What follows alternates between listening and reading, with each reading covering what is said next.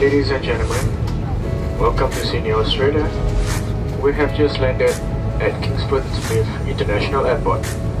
On behalf of AirAsia X, Captain Shikin, First Officer Jonathan, and the rest of the operating crew on this flight today, we'd like to thank you for flying with us at AirAsia X. Alright, touchdown and we have made it into Sydney. As much as I love Sydney, it always feels good to be home. The flight wasn't too bad. It was just under 8 hours, so pretty much slept the whole way.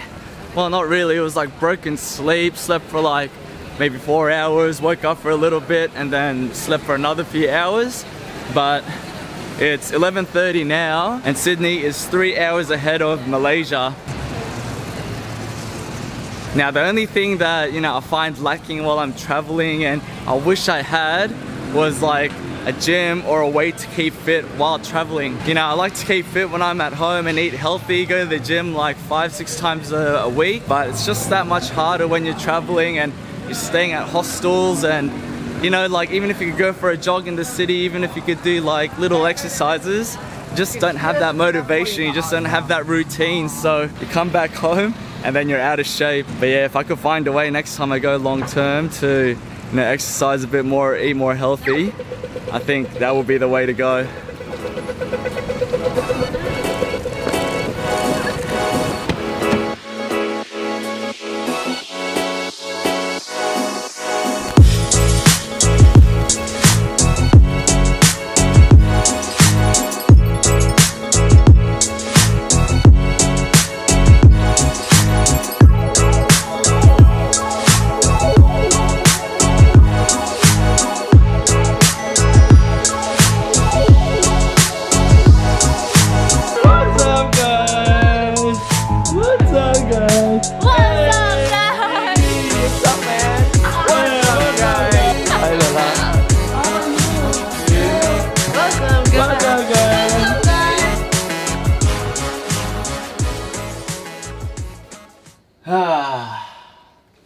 Good to be back.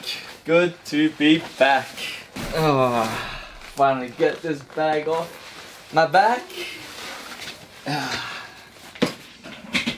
And we are back in the studio, guys. And just like what I promised, we are gonna go through how much Malaysia and Singapore cost me. Okay, hold on. So before we start, let me just recap. So since I was only gone for 3 weeks, the way I decided to bring money and spend my money was all cash. So I didn't have a debit card, I didn't withdraw any cash from an ATM there. I just brought $4,000 cash with me, and then I was only just exchanging, you know, I think $1.5 grand each time as I used it. So that's how I thought to manage my money. Alright, so next, for those that are interested, I'll go through how I track all my costs and how I set everything up. You know, so maybe you could take a few good pointers from it, take what you want out of it. So here I've got my table, my main table, which is similar to what I used in Southeast Asia. So first column, we've got the date. Second, we've got the type, which is the 3 types of payments, which is MasterCard, credit card, cash, or my other credit card. Next is description, so I always know, you know, what it's for, and even when I look back at this in a year's time, I know exactly what date it was and what it was. The amount in the currency in whatever country you're in. Then I categorize it, and it doesn't have to be too complicated or too detailed. You just want it to, when you summarize it, which I'll show you in a second, that it's very easy to see and it's very easy to break down. Then there's a conversion rate at the time that you exchanged it, so all of it was obviously Malaysia and a bit of Singapore down the bottom, and this converts it to the Australian dollar, and then what country I have. That's the main table, that's where all the information's kept, and once you have that, and once you have that going and you keep updating it, you could get a lot of information from this. So this total expenditure, $4,200, is pretty much this column all totaled up. So this line here is how much of the cash I converted into whatever currency. So I did bring 4,000 with me, but I only ended up exchanging 2,500. And then I've tracked the exchange rates and the dates and whatever else here. So first line there, 2,500 is what I exchanged. So I had 4,000 with me. I did not have to exchange the whole thing. The total cash spent is pretty much a summary of all the cash I spent in Malaysia out of what I exchanged. It's pretty much this column minus the flights and insurance and the credit card payments. For my credit cards, I spent this, which is around 600 bucks. This balance is the difference between what I exchanged and what I spent. If you exchanged, you know, $4,000 and you've spent $3,000, you technically should have $1,000 in your pocket. But I collected the notes, which I didn't spend. So here they are here. So I collect one of each note from each country that I traveled to.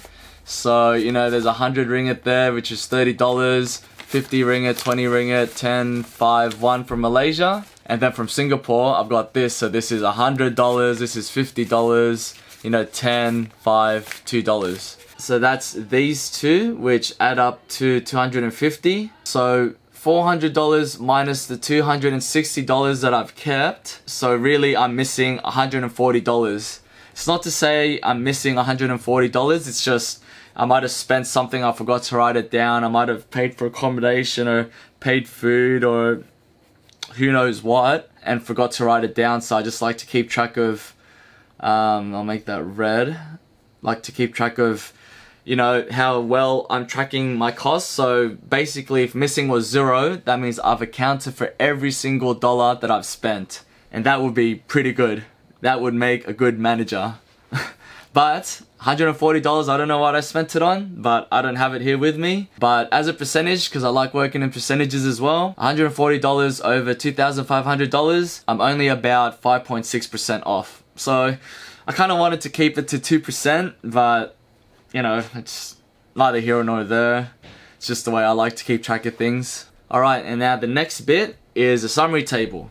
So once you have all this information and you're happy with how you're tracking it, you could put it in a pivot table. So this is what I mean by keep it simple, because once you do this table, you just want to quickly see what it looks like. It's not meant to be detailed, that's the other table. So accommodation, I spent $340 on accommodation for the 3 weeks. Activity, $536, which is pretty much the Kinabalu trek. Diving, my 12 dives were 540 bucks. Drinks was pretty much Singapore, which is 240. Those were also drinks in New Year's Eve and Christmas. Flights, $2,000 in flights. Now, if you look back at this table, my initial flight was already $1,400. That was a return flight. I spent about $600 in internal flight. And you know, it was actually quite a few flights, that 600 bucks. So that was from KL to Kinabalu to Tawau, Kinabalu, back to KL, then to Langkawi, and then from Georgetown back to KL. Food, surprisingly cheap. $300 for 3 weeks. Not bad. My travel insurance, bit for souvenirs, and transport. Transport was also cheap. So this is pretty much cabs, taxis, boats, and whatever else. So here you could see where the money's broken down to, and there's 4,200 bucks. Matches, $4,200 right there to the cent. Alright, so there you have it, guys. That's how I track my costs. You know, there's a million ways to do it, but then, you know, as long as you pick a way and you're consistent, you know, you don't have to do it. It might be, you know, it's a burden for some to keep tracking costs, and, you know, there's a lot of travelers who don't even know how much they spend, you know, which is sometimes the fun of it. Some people don't want to know how much they spend, but for me, it's in the blood. I need to know how much I spend. I actually have fun doing this. It's like out of a day out and I'm just back on the laptop doing spreadsheets. It's actually quite therapeutic for me just to sit down and go, okay, this is how much, and to see it all nice in one table, all the money and the things I spent it on. So hope you guys got something out of this. You know, if you had any questions, if I didn't go into detail in some things, or you had other questions about stuff on my table, then feel free to comment below. So I think I'm just gonna unpack and, you know, just sort my life out here because I start work again tomorrow. But as always, thanks guys, thanks for joining me on this trip. Keep in mind, by the time I upload this, South Africa should be pretty close, within less than a month, so keep out for that, and the next adventure is right around the corner.